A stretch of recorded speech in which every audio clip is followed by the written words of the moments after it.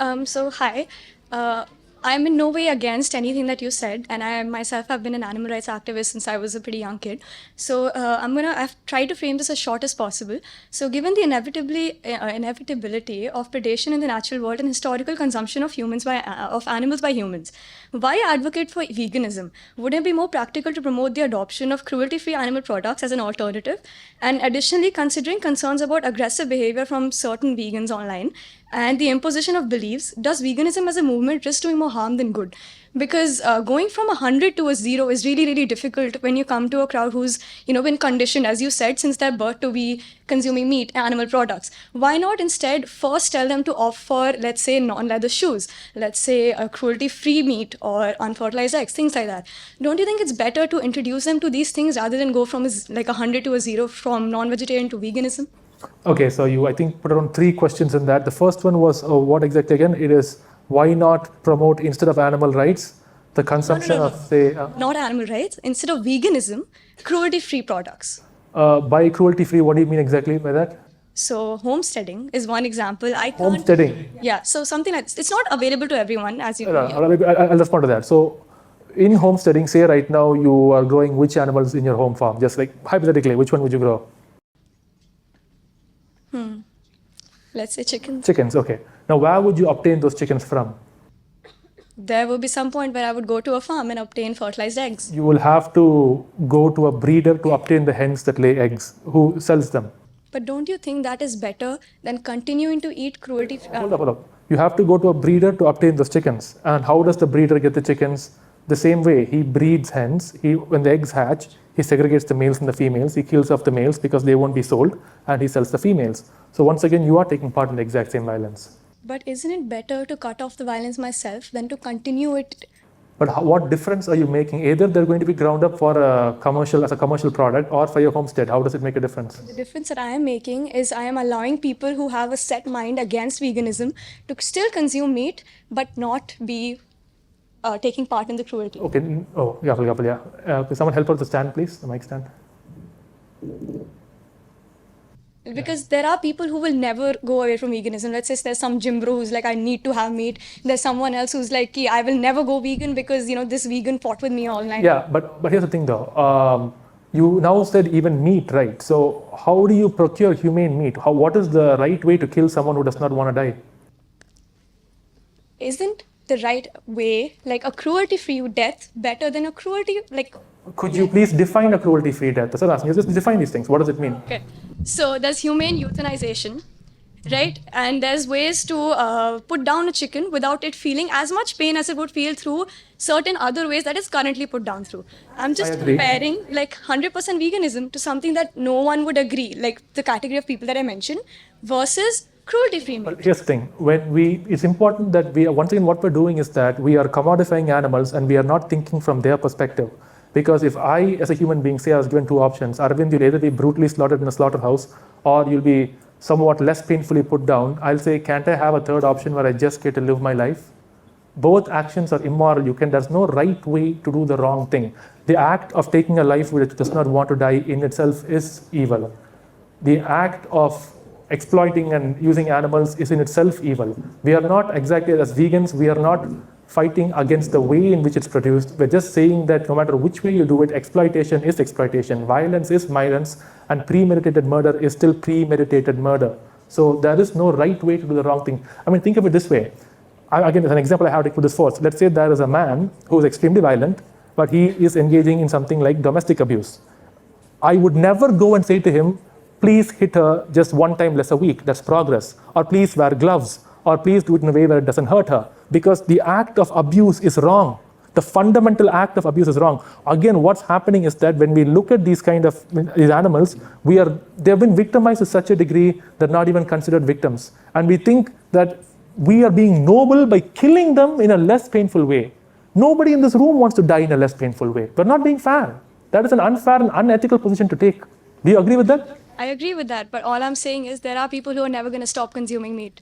You know that as a fact. Being Absolutely. an animal rights activist, I'm pretty sure you've seen certain people who are going to attack you in your face that I'm never going to stop eating meat. I'm going to do it just because you are in my face for telling me not to do it. So in that kind of a case, you can never, in human minds, you can never take them from 100 to a 0. So instead of telling people to, oh, But vegan, we are do this. going from zero to still zero. From the animal's perspective, it's still a Because, zero. okay, I'll just be louder. That is because you're trying to tell people to go from 100 to 0. That is why they're going from a 0 to a 0, because they're so set in their No, mind. I am saying your methodology is a zero. The humane farming is a zero. We are going from exploiting animals in factory farms to now exploiting them in ways that we perceive as less violent. It's again based on your... See, again, if you were to put yourself in their shoes, you would not want to be humanely raised, humanely made pregnant, humanely have...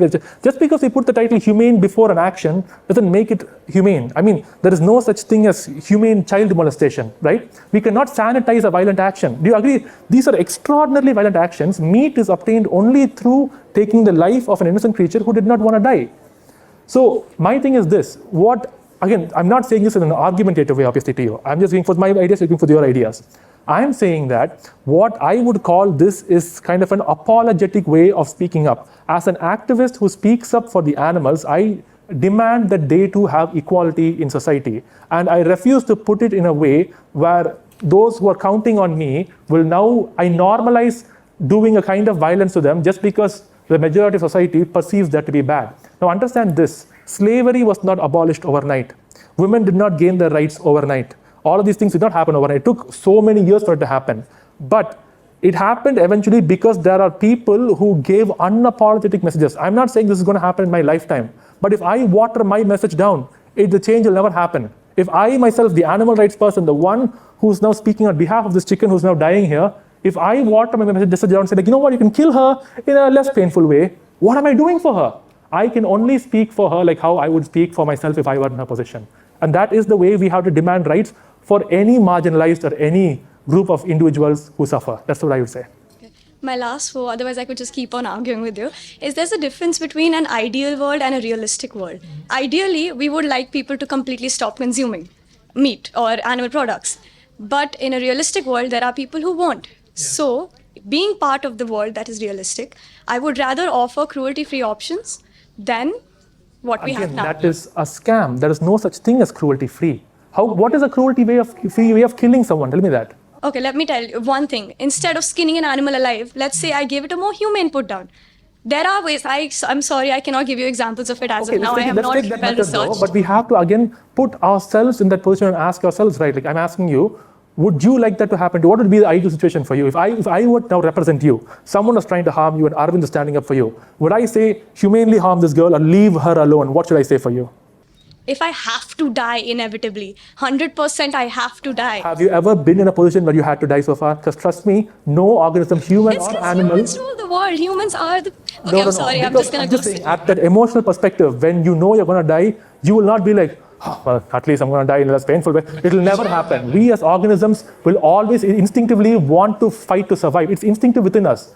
No human or animal can ever sit there and just take a bullet to their head or just be like, okay, bombs are dropping, it's all good. It cannot happen that way. We want to escape. We cherish our lives. Okay, I'm on death row. I have to be put down.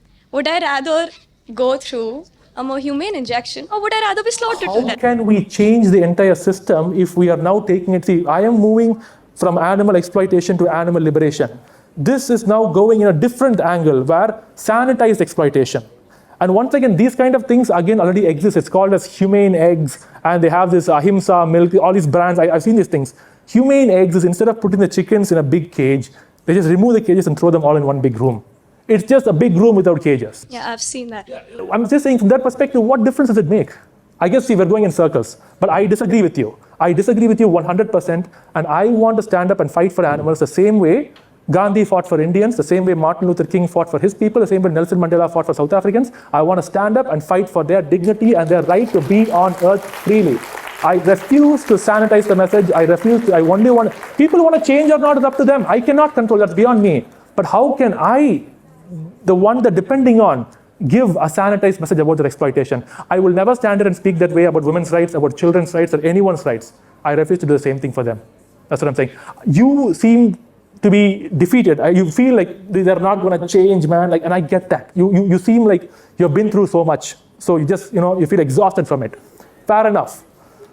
But the thing is that not all evil, Rome was not built in a day. We have to keep fighting. That's all I can say. This is not the method. It's just going towards another direction of the same evil. That's what I'm saying. Thank you for your time, though. Thank you.